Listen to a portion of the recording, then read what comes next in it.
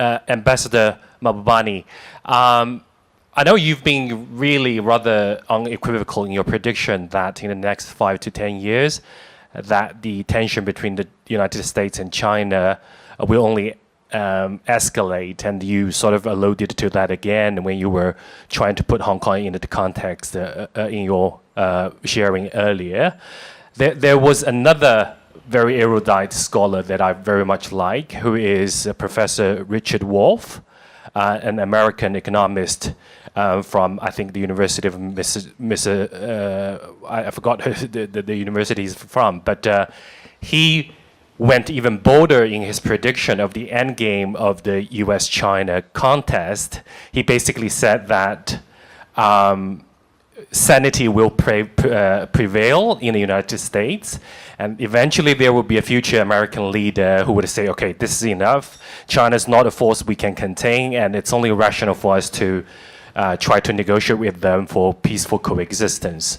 Pretty much like what Britain did almost 250 years ago, when its then Prime Minister, Lord Rockingham, began to seek peace terms with the American colonies, and which ultimately led to the recognition of American independence in the Treaty of Paris.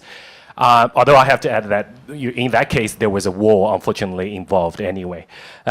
My question is, do you agree with Professor Wolff's prediction, or do you think that a peaceful endgame would more depend on China being tamed as it realizes, okay, the US is such a formidable force to which we would have to defer to a certain extent? What's your view?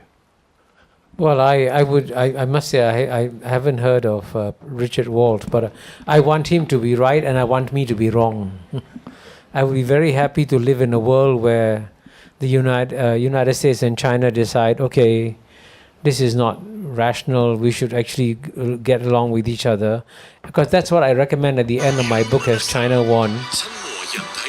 I'm sorry, I'm listening to Richard Wolff right here. I'm sorry.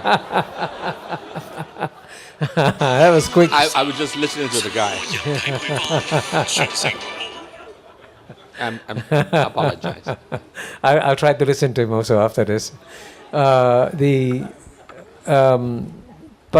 you see, the reason I can confidently predict that things will get worse is because there's a rock-solid consensus in the Washington, D.C. establishment that this is the time when the United States has to stop China.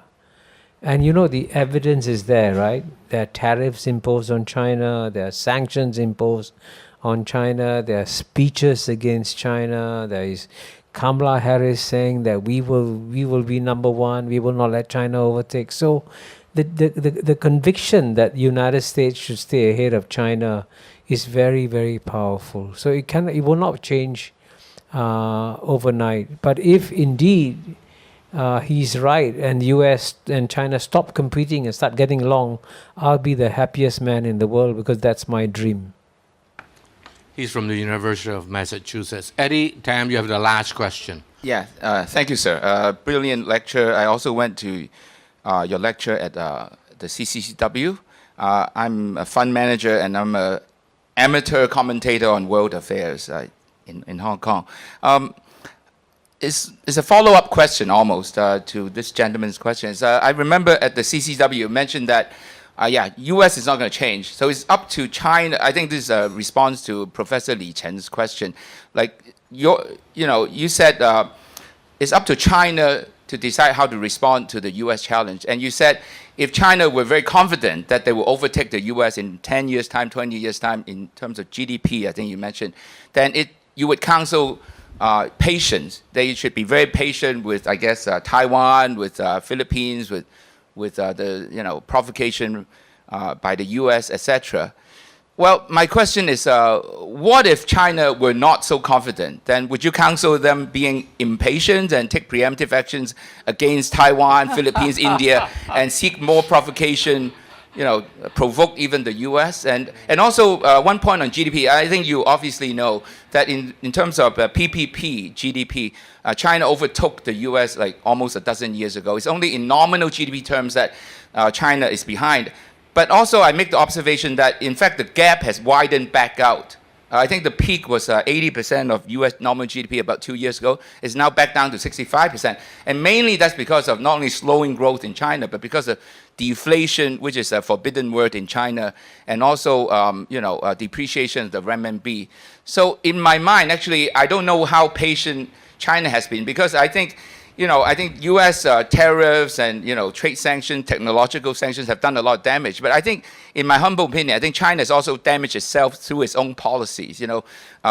Beating up big tech. Somehow they think only hardware is tech, software is not tech, and then the property mess and so on. Which they didn't burst the property bubble. They just killed the private developers. Good things. Ronnie is surviving very well, But so in my opinion, I don't think China has been that patient. But in particular, if they were not that confident that they will overtake the U.S., would you counsel them impatience then? I never counsel impatience. Because it's not just between U.S. and China. I keep emphasizing that the world is changing. That you're seeing not just the relative decline of the United States, relatively speaking. United States will still remain a formidable power, by the way. Never, never underestimate the United States. Agree. But the United States' capacity to get the world to agree to it in the way that it could in the past is diminishing. And the emergence of what I call the multi-civilizational, multipolar, multilateral world is good for China. And so if the forces of world history are moving in your direction, then you can be patient, right? This is not going to be an American century again. This will be the Asian century. So if indeed the tide was going against China, yes, maybe you might counsel something else. But the global tide is going in favor of China and all the other countries, many of them in the global south. So there's no reason for China to get impatient at this stage. Of course, its domestic development is critical. And the most important thing for China is to ensure that it keeps growing its economy at least 5% a year. Because that is China's long-term answer to America's challenge. And if they can keep on doing that through whatever means, pragmatically make adjustments, change policies, go back to Deng Xiaoping's maxim, doesn't matter whether a cat is black, a cat is white, if it catches mice, it is a good cat. That kind of pragmatism that China has shown, if that kind of pragmatism can be reinforced, then China will be okay. But on the side of the United States, I would also encourage the United States to engage in some fresh thinking. And my successor as Dean of the Lee Kuan Yew School of Public Policy, Professor Danny Quah, has just published an article in Foreign Policy, which is a letter to the next president of the United States. And the message to the next president is, please don't worry, even if you're not number one, it's not the end of the world.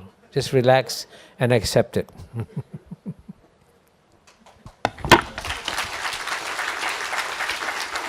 Well, ladies and gentlemen, I didn't know that to be a political analyst can be a rock star, but ladies and gentlemen, one more round of applause for the rock star of geopolitics. Thank you. 妈妈是我的心肝宝贝，她值得最好的。想带妈妈外出走走，开心出游，我为妈妈选中天文创系列手机挂绳，重磅落肩白 T。知道妈媽總捨不得買給自己，我來買。